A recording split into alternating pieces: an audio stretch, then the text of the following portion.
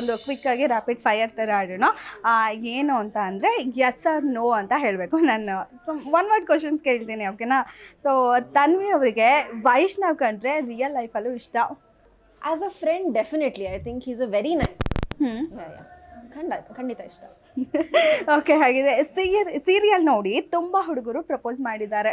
ಇಲ್ಲಪ್ಪ, ಸೀರಿಯಲ್ ನೋಡಿ I think ಭಯ ಪಡ್ಕೋತಾರೆ ಕೀರ್ತಿಯನ್ನು ನೋಡಿ.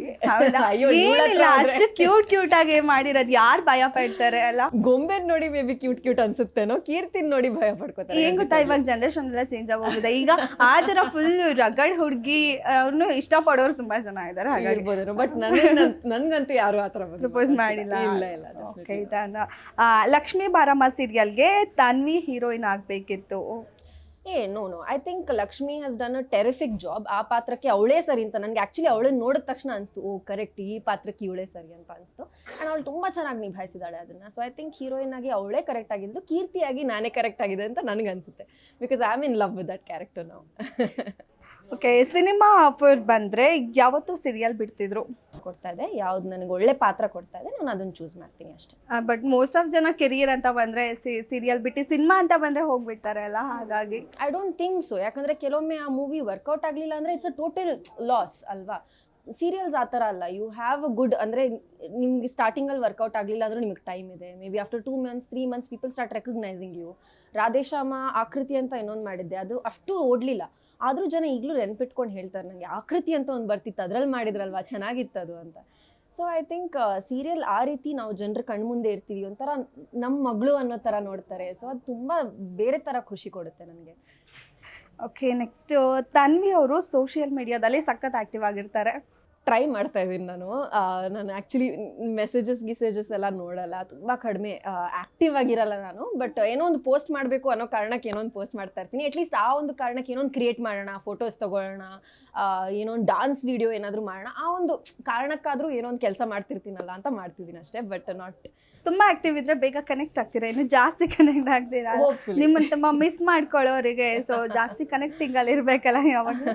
ಓಕೆ, ತನ್ವಿ ಮದುವೆ ಆಗೋ ಹುಡ್ಗಂಗೆ ಒಂದು ಮದುವೆ ಆಗಿದ್ರು ಪರವಾಗಿಲ್ಲ? ಯೋಚನೆ ಇಲ್ಲ ಅದ್ರ ಬಗ್ಗೆ ಸದ್ಯಕ್ಕೆ. ಓಕೆ, ಇನ್ನು ತುಂಬ ದೂರದ ಮಾತು ಅಂತ ಹೇಳ್ತೀರಾ ಅನ್ಸುತ್ತೆ ನನಗೆ. ಓಕೆ, ತನ್ವಿಗೆ ಲಕ್ಷ್ಮೀ ಬಾರಮ್ಮ ಎಷ್ಟು ಬೇಗ ಕ್ಲೋಸ್ ಆಗಿದ್ದು ಬೇಜಾರಾಗಿದೆ? ಬೇಗ ಕ್ಲೋಸ್ ಆಯಿತು ಅಂತ ಅನಿಸ್ಲಿಲ್ಲ. ಐ ಮೀನ್ 3 ವರ್ಷ ಇದ್ವಿ. I think that's a good time. ಚೆನ್ನಾಗಿ ಎಲ್ಲರ ಜೊತೆ ಕನೆಕ್ಟ್ ಆದ್ವಿ, ಒಳ್ಳೆ ರೀತಿಯಲ್ಲಿ ಓಡ್ತು ಸೀರಿಯಲ್. ಎಷ್ಟು ಸಮಯ ಇತ್ತು ಅಷ್ಟು ಸಮಯ ಚೆನ್ನಾಗಿ ಕೆಲಸ ಮಾಡ್ತು. ಬಟ್ ಐ ಥಿಂಕ್ ತುಂಬ ಬೇಗ ಆ ಎಂಡಿಂಗ್ ಕ್ಲೋಜರ್ ಎಪಿಸೋಡ್ಸ್ ಏನಿತ್ತು ಅದನ್ನು ತುಂಬ ಹರಿಬರಿಯಲ್ಲಿ ಮಾಡಿಸ್ತು. ಆ ಒಂದು ವಿಷಯಕ್ಕೆ ಬೇಜಾರಿದೆ. ಓಕೆ, ಲಕ್ಷ್ಮಿ ಕ್ಯಾರೆಕ್ಟರ್ ಮಾಡಿರೋ ಭೂಮಿಕಾ ಅಂದರೆ ರಿಯಲ್ ಆಗೋ ಹೊಟ್ಟೆ ಕಿಚ್ಚು?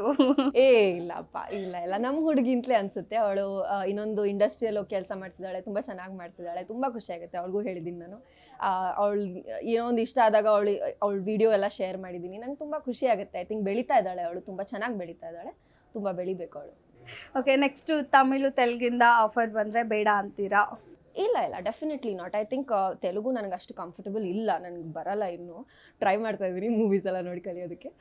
ತಮಿಳು ಒಂಚೂರು ಕಂಫರ್ಟಬಲ್ ಇದೆ, ಬಿಕಾಸ್ ಒಂದು ಪ್ರಾಜೆಕ್ಟ್ ಮಾಡಿದ್ದೀನಿ ತಮಿಳಲ್ಲಿ ಆಲ್ರೆಡಿ. ಸೊ ಯಾವುದಾದ್ರೂ ಒಳ್ಳೆ ಕತೆ ಬಂದರೆ ಖಂಡಿತವಾಗ್ಲೂ ತೊಗೊಳ್ತೀನಿ. ಓಕೆ, ಇನ್ನೊಂದೇನಂದರೆ ನಿಮ್ಮ ಸೀರಿಯಲಲ್ಲಿ ತುಂಬ ಹೈಲೈಟ್ಸ್ಗಳೆಲ್ಲ ಆಗಿದೆ. ಸೊ ಅದರಲ್ಲಿ ನನಗೆ ತುಂಬ ಹೈಲೈಟ್ ಅಂದಿದ್ದು ನೀವು ಅಲ್ಲಿ ನಾಗವಲ್ಲಿ ಕ್ಯಾರೆಕ್ಟರ್ ಮಾಡಿದ್ರಲ್ಲ, ಅದು ತುಂಬ ಚೆನ್ನಾಗಿ ಮಾಡಿದ್ದು. ಹೇಗೇನು ಮಾಡಿದ್ದು ನಾಗವಲ್ಲಿ ಕ್ಯಾರೆಕ್ಟರ್? ಕನ್ಸಲ್ಲಿ ಏನಾದರೂ ಬಂದಿದ್ವಾ ಅಥವಾ ಆಮೇಲೆ ಏನಾದ್ರು ಎಫೆಕ್ಟ್ ಆಯಿತಾ? ಹೆಂಗೆ ಗೊತ್ತಾ, ನನ್ನ ಚೈಲ್ಡ್ಹುಡ್ಡಲ್ಲೆಲ್ಲ ಈ ನಾಗವಲ್ಲಿ ಕ್ಯಾರೆಕ್ಟರ್ ಮಾಡಿದ್ರು ಸೌಂದರ್ಯ ಅವ್ರು ಸತ್ತೋದ್ರು, ವಿಷ್ಣುವರ್ಧನ್ ಸರು ಅವರು ಇದಾದರು, ಮತ್ತು ನಮ್ಮ ಆರ್ಕೆಸ್ಟ್ರಾ ಆಗಿ ಮಾಡ್ತಾಯಿದ್ರು. ನಾಗವಲ್ಲಿ ಕ್ಯಾರೆಕ್ಟರ್ ಮಾಡಿದವ್ರಿಗೆ ಏನಾದರೂ ಒಂದು ತೊಂದರೆ ಆಗಿಬಿಡ್ತಾಯಿತ್ತು. ಸೊ ಅದನ್ನು ಹೆವಿ ಭಯ ಹುಟ್ಟಿಸಿ ನಾವು ಸ್ಕೂಲಲ್ಲೂ ಡ್ಯಾನ್ಸ್ ಮಾಡ್ತಾ ಇರಲಿಲ್ಲ ನಾಗವಲ್ಲಿ. ನಾನು ತುಂಬಾ ಚಿಕ್ಕ ವಯಸ್ಸಲ್ಲೇ ಮಾಡ್ತಿದ್ದೆ ನಾಗವಲ್ಲಿದು. ಅಯ್ಯೋ ನನ್ನ ಫೇವ್ರೇಟ್ ಅದು ಆ ಟೈಮಲ್ಲೆಲ್ಲ. ಸೊ ರಾರಾ ಅಂತೂ ಮಾಡಿ ಮಾಡಿ ಮಾಡಿ ಬೆಳೆದವಳು ನಾನು. ಸೊ ನಂಗೆ ಆಕ್ಚುಲಿ ಒಂಚೂರು ಇಂಟ್ರೆಸ್ಟ್ ಇತ್ತು ಆ ತರ ಬೇರೆಯವ್ರನ್ನ ಹೆದರ್ಸೋದು. ಕಾಲೇಜಲ್ಲೂ ಎಲ್ಲ ತುಂಬಾ ಬೇಗ ನಾವು ರಿಹರ್ಸಲ್ಸ್ಗೆ ಹೋಗ್ತಿದ್ವಿ, 6-6:30 ನಮ್ ರಿಹರ್ಸಲ್ ಸ್ಟಾರ್ಟ್ ಆಗ್ತಿತ್ತು. ಸೊ ಎಲ್ರು ಬರೋ ಮುಂಚೆ ಅಲ್ಲೋಗಿ ಸುಮ್ಮನೆ ಕೂತ್ಕೊಳ್ಳೋದು.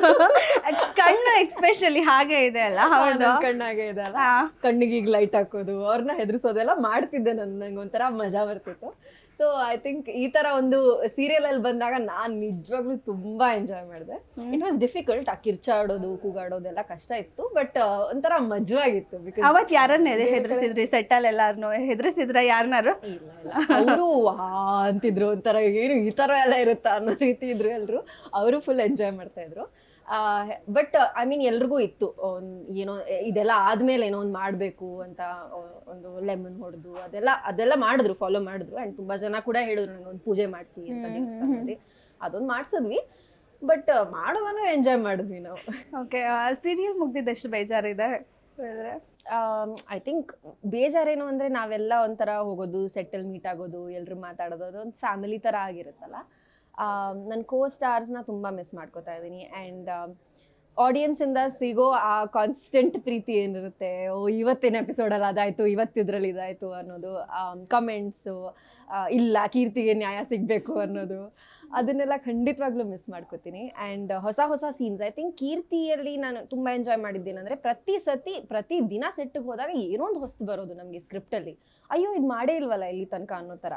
ಸೊ ಐ ಥಿಂಕ್ ಆ ಒಂದು ಹೊಸ ಅನುಭವ ನನಗೆ ಈ ಪಾತ್ರದಲ್ಲಿ ಸಿಗ್ತಿರೋದನ್ನು ನಾನು ತುಂಬ ಎಂಜಾಯ್ ಮಾಡ್ತಿದ್ದೆ, ಅದನ್ನು ಮಿಸ್ ಮಾಡ್ಕೋತೀನಿ.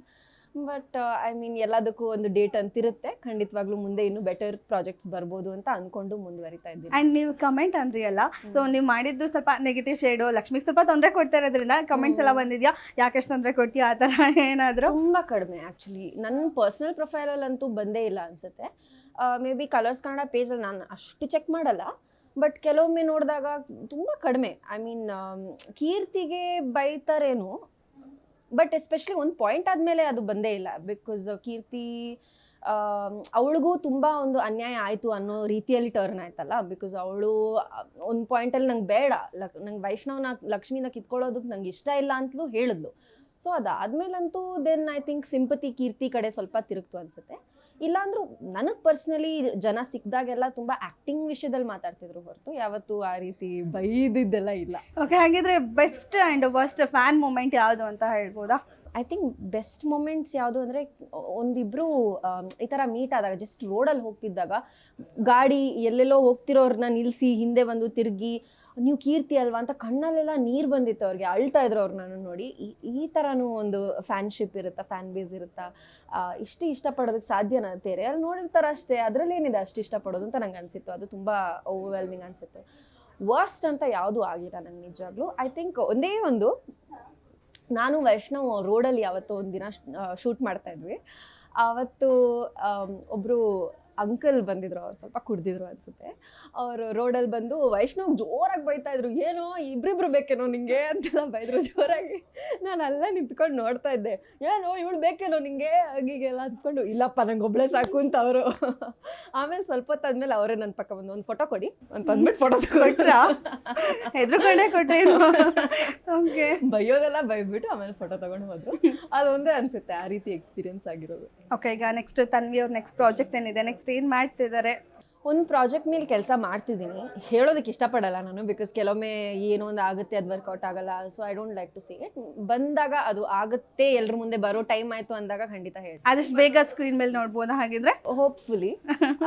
ಅದೊಂದು ಪ್ರಾಜೆಕ್ಟ್ ಮೇಲೆ ಕೆಲಸ ಮಾಡ್ತಾ ಇದ್ದೀನಿ. TV ಸೀರಿಯಲ್ಸ್ ಯಾವುದು ಒಪ್ಕೊಂಡಿಲ್ಲ ಸದ್ಯಕ್ಕೆ. Okay, thank you.